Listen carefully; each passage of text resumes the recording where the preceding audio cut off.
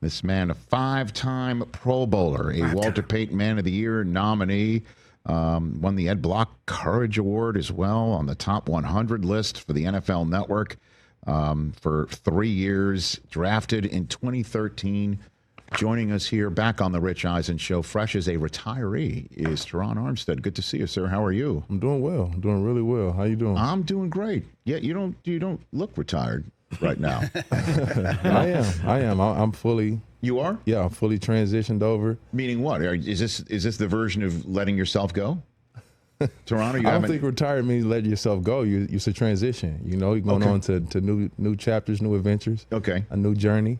And yeah, I'm here. There's no extra cheat days now? Where you're no extra cheat days. No, we're minimizing cheat days. So coming down. Okay. So I've lost about 30, 35 pounds. You lost the weight.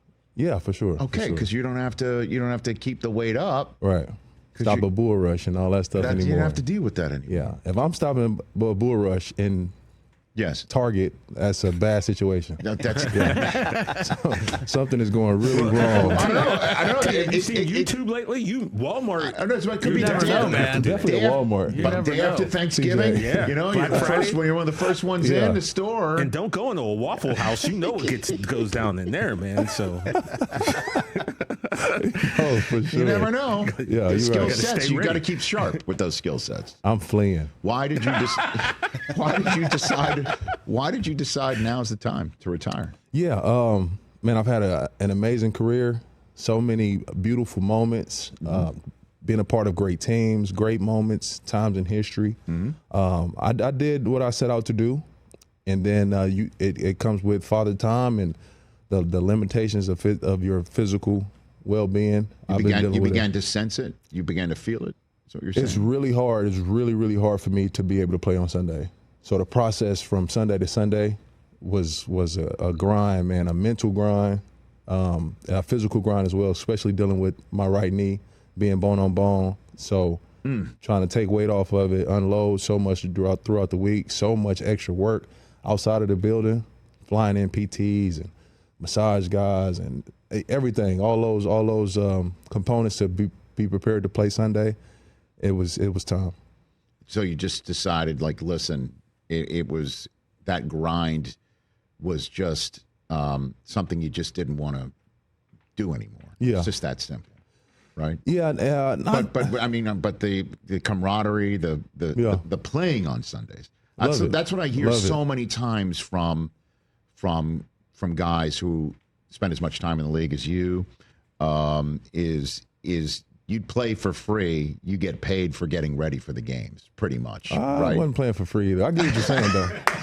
I get exactly what you're saying. No, Rich. You would play for free is the sense. I wouldn't. Okay. Nope. Won't go that far either. Hold on, let me scratch that one out. Far either. Okay. Rich, you don't just get those chains that he got on. Yeah. TJ, look, if you're really good at something, you get paid for it. Right. You don't apologize for that. Well, I'm the one who sets the salaries around here, so thanks for coming on. Yeah, we got because we're out of Maserati time. And the salaries. No. He's got his own business. That's how I don't pay. Okay. I drive an '86 Pacer like Cole from Martin, so that's where I'm at. Classic. All right, so now, but the tug was that you loved playing and you wanted to be around the guys and things like that. Right? For sure. Even towards the end, and I was pretty sure physically, it's just the mental part of it, of stepping away or being away from football for the first time in 28 years. Yes, it's an unknown to me. So I still went through the process of,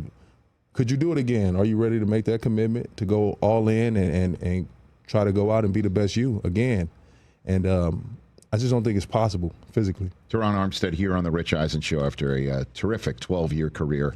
Now in the books, Saints and Dolphins. So you saying Tua reminds you of Brees or as good as Brees raised a few eyebrows over the last couple of weeks. Right. What did you exactly say now that I have a Rich Eisen Show microphone in front of you, Terron? Yeah, I made that comparison. I see similarities. I'm not saying that they're the same player or same person. No two people are. What's similar? The anticipation, the accuracy, timing of throws, the ability to knock a wing off a fly. Repeatedly, those guys throw darts. They don't throw to areas. They are very precise. Mm-hmm. And that's an elite talent. It's elite trait. Very few people possess. He's one of them, and Drew Brees another. So what's missing, do you think? Just his ability to be available? Is that essentially the piece that's missing? I would say, Rich, time on task. Yeah, his having more experience, getting more reps, getting more snaps. I don't know exactly where Drew Brees was going into his 6th year. Sure. I know he had a shoulder that had to get reconstructed when he signed to New Orleans and really turned his career, even pushed his career even further to be the Hall of Fame player that he was. And that shoulder, by the way, kept him from playing in Miami because if you remember, they shied away from getting him when Phillip Rivers was in San Diego. And Brees, despite having a terrific first start of his career there, Phillip Rivers goes there, Brees is going to go, and instead of going to Miami, he shows up in New Orleans, and the rest is, in fact, history. So, you know, the concept, though, of Tua being an elite quarterback, few people ascribe that to him because we haven't seen playoff wins. For sure. And we just sometimes see him not being able to answer the bell, and it's not because of protection problems like from you and your teammates. Yeah. It's with him taking unnecessary risks and not knowing when the play is over consistently enough where he's still talking about that, needing to get that timing down right now, Terron. Yeah, he has narratives in front of him that has to be answered, not necessarily by me or in interview form. It's from him and his play and getting the job done. It's any quarterback or any team that don't host that trophy at the end of the year, you have questions, you have narratives, you have challenges, you got adversity, you have things to answer. Only team right now that don't really have that is Philly. Everybody else they have their questions going into the season. Tua has his questions, and it's up to him to answer these questions, not me. Do I believe he can? I do. Do I believe he will? I do. Now, did you ever have a conversation with him about the timing in his head, or you never approached him on this front? No, not really. Really. Did you know if the coach has? Have you? I assume Mike McDaniel has had this conversation. I'm sure they have. I'm sure they have discussed it in detail at length, but I haven't. Okay. Did you ever think of doing something like that? Because, I mean, listen, that your team was not the same without him. You know? For sure. Yeah. The thing about Tua, he plays the game with such love for the game. Right. He's such a fierce competitor. He is willing to put his body on the line in any situation, but he has to understand, and I think that he's starting to understand, his value is deeper than any one play or any one game. Him being out of the lineup changes the franchise. It does. It changes the identity of the offense. It changes the franchise. So I believe that he has to play the game with that in mind, opposed to let me just do whatever I need to do to get this first down. That first down is not nearly as valuable as him being in there the next series. I think you're referring to the last one where, you know, one of the last big hits that he's taken. Yeah. You know, you guys were down by 2 scores. He'd already thrown some interceptions. I think in his mind he was taking it on himself after that game. Terron Armstead here on the Rich Eisen Show. So the best pass rusher you ever had to block in your 12-year career is? It's hard to say, man. It depends on, like, it's so many of those guys from Von Miller, Robert Quinn, Myles Garrett. I can pick either one, and not miss a beat. Is there one that made you think about playing him all week long more than anybody else in preparation? I would say the hardest person to study was Von. Why? Von Miller was the hardest to study. Because in my breakdown, I always look for my ends, like my entry. What's his weak point? A lot of guys false step. A lot of guys will give away their move pre-snap. Tilts, alignments, stance changes. So I can process, and I can almost guarantee what's coming. Not the case with Von. So he didn't give any tails pre-snap. And then once the ball is snapped, his get off is elite, his power is elite, his bend on the edge is elite, his spin inside is elite. So he can beat you every way. So with Von, it's just, you got to go dance. You got to go dance. It's not really like, I'm going to take away the inside move. Good luck. I'm going to take away the speed outside. Good luck. You got to go battle. And so who's the future? I think I know who you might say, because I did read some of your quotes over the past few weeks here. Right. Who's the future of the league here? Future of the league, Aiden Hutchinson. Mm-hmm. I think he has everything. He's incredible. If he's healthy, he's back to form that we saw glimpses of last year. Mm-hmm. I saw him his rookie year when we played them in Detroit. I think Aiden Hutchinson, Jared Verse. I'm very, very loud about what I believe he will be able to do. The boy's strong. It's different. Different level of strength. It is. I don't know exactly what it is, because he's not the biggest. Mm-hmm. He's not I played James Harrison and Justin Smith and very strong humans. Mm-hmm. Jared Verse has something different with his power. Sort of like the way a home run hitter has a different sound of the crack of the bat. Is that what you're saying? I would say that. I would say that. To mix different metaphors here? Yeah. So, and you felt it like when he I saw it on film. Okay. So I'm preparing. Yeah, I'm preparing we're preparing for the Rams. Big game for us too, because we kind of going through a rough patch in the season, and the Rams were heating up as they made their playoff push. And I'm watching the film, and he is running people over, not just knocking people back. He's running them over on his way to the quarterback. So the first series against the Rams, I'm excited to see. Mm-hmm. Like I need to see what's this power about. So the first series, he did a bull rush. We passed the ball, then we got a first down, and I'm laughing because it was like, yo, that's funny that he pushed me back like that. That was funny. So it was interesting to see, like, this is different. I've seen it on film. Mm-hmm. So the rest of the game, I'm trying to get on him quick. I don't want to let him get started. Right. But he has a pop that is different. It's hard to explain. So you'll see more of it this year. So defensive rookie of the year to a potential defensive player of the year. I feel that strongly. I feel as he continues to craft his game, to get more off the bull rush. Yes. Some hand swipes, things that look like bull rush all the way up into the end, and he avoided go around. His get off wasn't that good. Mm-hmm. You know what I mean? So it's still so many things for him to build into his game. Yes. I can see him being defensive player of the year. How about that? Terron Armstead here on the Rich Eisen Show. If I'm not mistaken, you won that game, right? Didn't you win that game against the Rams? You needed that W, right? And that's when I think people were wondering, if the Rams had any real deal in them, and we did find out at the end of the day they gave the Eagles their best shot, and they were the closest to knocking the Eagles off in the playoffs last year of anybody else.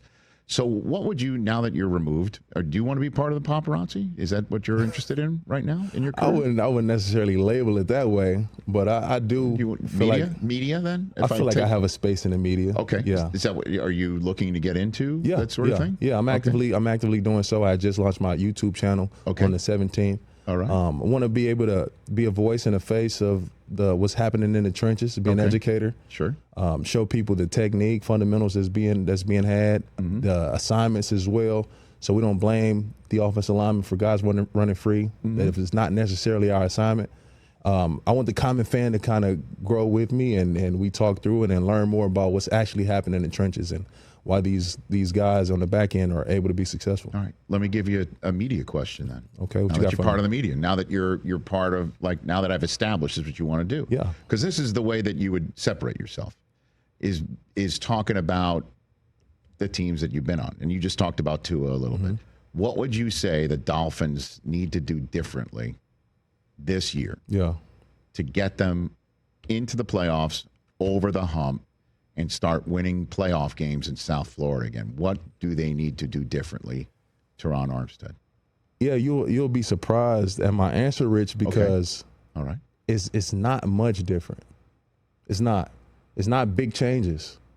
I think the path and the foundation is there. It is. It's the details. It's the small things. One, obviously, the quarterback. Tua being available. He's being healthy. And then your great players playing great. Tyreek Hill having a season that I think he's poised to have this year. Jalen Waddle, Devon Achane, Jalen Wright, Jonnu Smith. The weapons are in place. The offensive line, we added some guards to the unit. I think would help significantly. And then on the defensive side, a healthy Bradley Chubb and Jalen Phillips changes the dynamic of the whole defense. So the pieces are in the building. I strongly believe that, and it's the details. It's the situational football. It's the 3rd and 1 in the fourth quarter. It's the 2-minute drill down 3. It's those moments. Yes. That we can talk about all day, but they have to go out and do. That's the difference. Well, what about the concept that 3rd and 1, when it's 20 degrees outside, having a quick game doesn't help? That you gotta smash mouth it up the middle, which isn't supposedly conventionally the Dolphins' way of doing things. Yeah, I mean, it's a track meet, which works when it's 75 degrees out and you're sitting there in Hard Rock. Right. But if you've got to go on the road in the playoffs to someplace like Kansas City or Baltimore or Buffalo, and it's 3rd and 1, and your coach is outstanding with the details. You want to talk? Yeah. I mean, like he's the king of a crease here. All you got to do is, but you got to make sure that the blocking's here or the ball is there. Get the open space, and then home runs, man, happen. But when it's 20 degrees outside, I don't think the weather matters. It doesn't. I don't think it matters at all. Because that's what's being discussed. It's about the narrative. We've lost games in cold weather. Mm-hmm. We've lost games against really good teams. It just happened to be at the same time. Really good teams in cold weather. Mm-hmm. So we didn't beat Buffalo in Buffalo. Buffalo beat us in Miami. So we beat, warm weather, cold weather. It's those big games, good teams. It's like that's the narrative. That's the issue, not the weather. I don't see that being play a part. I don't see the weather playing a part at all. Like you're running, your blood get going. It don't matter what the weather is. Or maybe that's just me, bro. But no, I don't know. I don't think weather matters at all. I mean, the Kansas City game. Playoffs. Well, that was unnaturally cold. Historical, that was different. It's like you probably were playing inside a freezer. It was different, for sure. Like, couldn't feel your fingers, feet. No, it was different. You know what I mean? Go out and play the best you can. No, I could throw that one out. And there was a snow game on a Saturday night on NFL Network in Buffalo where you guys almost took that game, too. Yeah. No, I understand that. But just the general sense is the way the team is built, the way that the football game is played, in cold weather just don't mix. But you don't think that's it's the weather. No, we lost to Baltimore in the cold. We lost to Philly in the cold. These are just good teams. Mm-hmm. Home or away, these are just good teams. You got to be good teams. Mm-hmm. That's it. I don't think the weather plays a part at all. Well, I'm thrilled to have you back here again. If you want to come on during the season, chop it up. Get some more reps for yourself. Absolutely. I'll write my name on this seat. Yeah, I'll be there. Are you living out here or no? No, I'm not going that far. But okay, very good.